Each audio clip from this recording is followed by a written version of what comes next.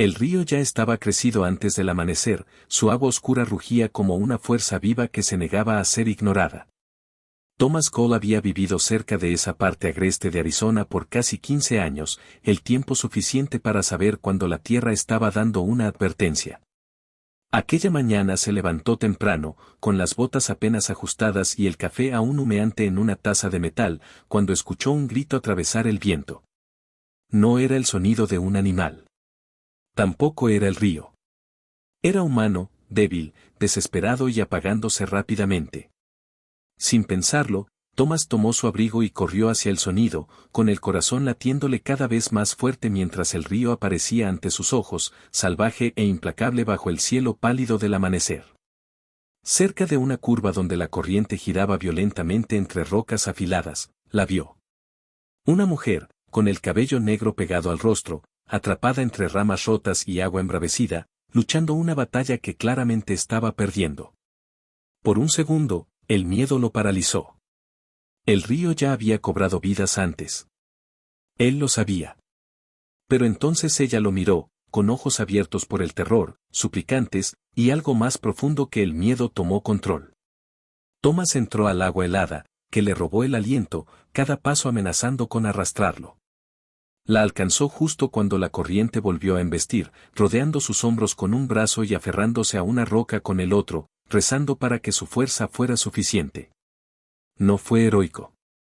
Fue torpe, doloroso y aterrador.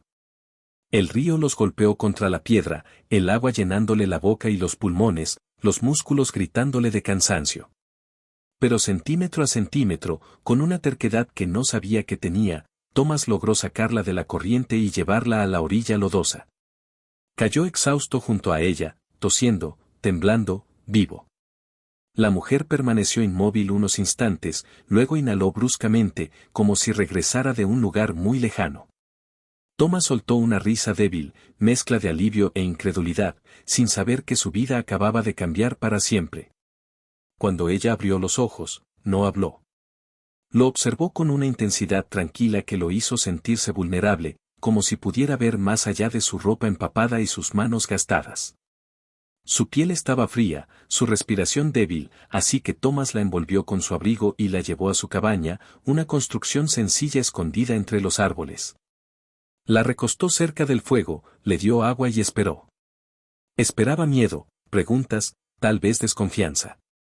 En cambio, ella tocó el pequeño crucifijo tallado que colgaba de su cuello y luego puso la mano sobre su propio corazón, un gesto de gratitud tan silencioso y sincero que lo dejó sin palabras. Más tarde supo que su nombre era Naya. Era apache, de una tribu cercana que aún vivía en armonía con la tierra, respetando tradiciones más antiguas que el propio río. Había estado recolectando hierbas río arriba cuando el suelo cedió bajo sus pies. Para cuando el sol ya estaba alto, Naya se encontraba despierta, sentada, recuperando fuerzas poco a poco. Hablaba en inglés con cuidado, pero con claridad, agradeciéndole una y otra vez, como si las palabras no fueran suficientes para pagar lo que sentía. Thomas restó importancia al asunto. Cualquiera habría hecho lo mismo, dijo. Pero Naya sonrió de una forma que sugería que ella veía el mundo de otra manera. Por la tarde, el sonido de caballos acercándose resonó entre los árboles. Thomas salió y vio a varios hombres y mujeres apaches aproximarse, con expresiones serias y alertas.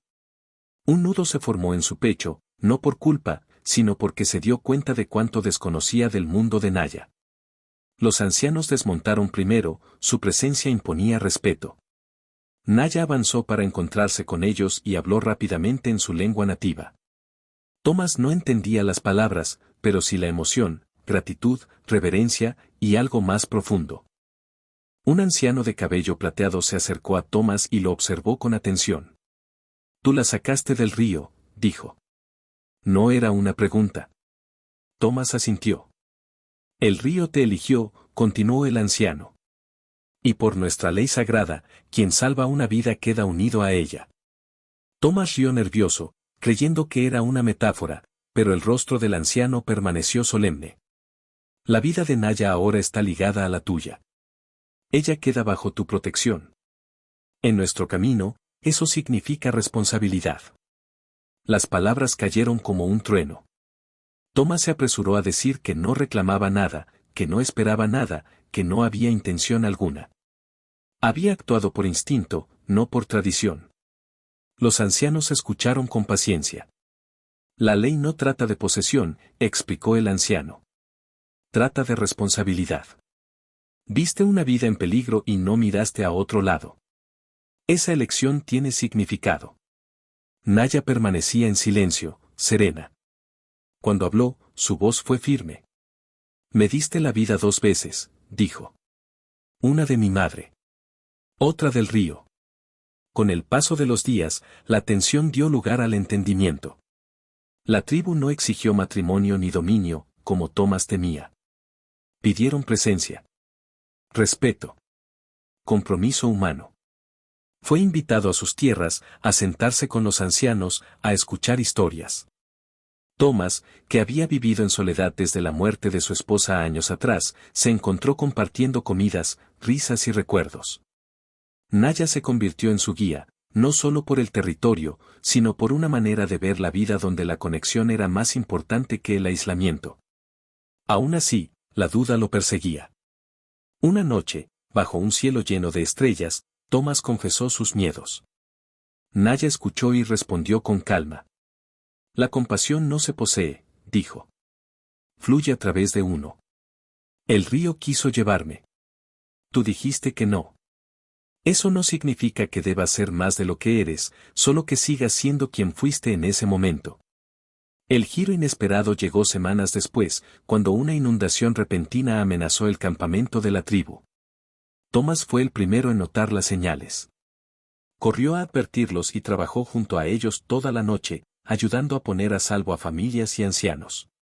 No se habló de leyes sagradas. Solo de personas ayudando a personas.